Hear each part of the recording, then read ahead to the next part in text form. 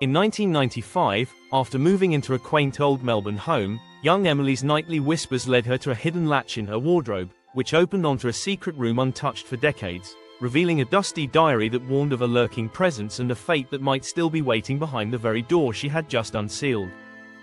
In the winter of 1995, the Harrison family moved into a charming Victorian-era home tucked away in the leafy suburbs of Melbourne.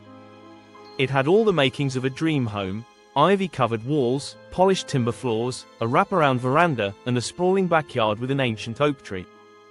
For John and Margaret Harrison, it was the perfect place to raise their 8-year-old daughter, Emily, and give her the childhood they'd always wanted for her. Emily was a quiet, observant child, the kind who would rather draw in her notebook or read books about animals than play on a tablet. From the very beginning, something about the house didn't sit quite right with Emily. On the first night, as her parents unpacked boxes downstairs, she stood silently in her new bedroom, staring at her wardrobe. It was a heavy wooden thing, much older than the rest of the furniture. Unlike anything else in the house, the wardrobe wasn't brought in by movers. It had been left there by the previous owners. Emily didn't say anything at first. But by the third night, she began hearing soft whispers from the wardrobe. They were faint, like the rustling of leaves or someone talking in another room. She would sit up in bed, heart pounding, holding her blanket up to her chin. Sometimes she thought she could make out words, sometimes even her name.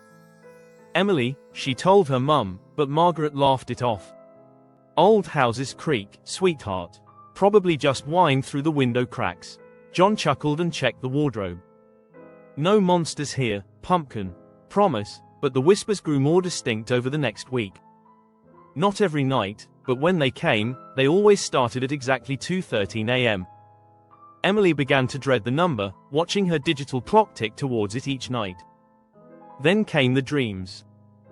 In one, she was standing in her room, staring at the wardrobe, unable to move. The door creaked open slowly, and a pale hand reached out. She'd wake up screaming. One day after school, Emily decided she'd had enough.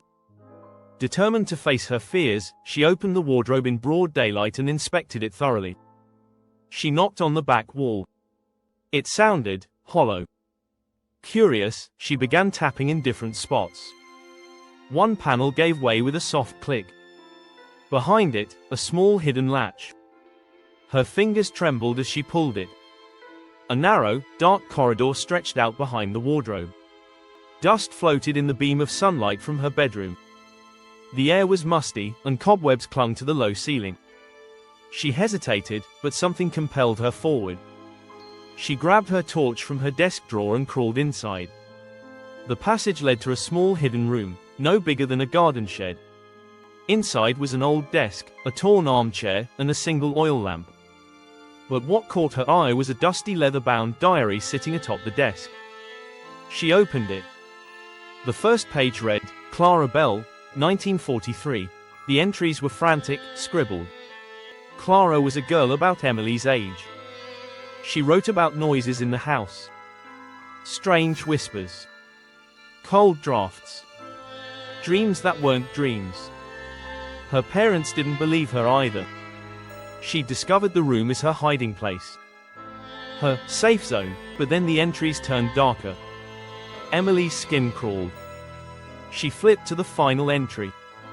A sudden knock echoed behind her. Emily screamed and dropped the diary.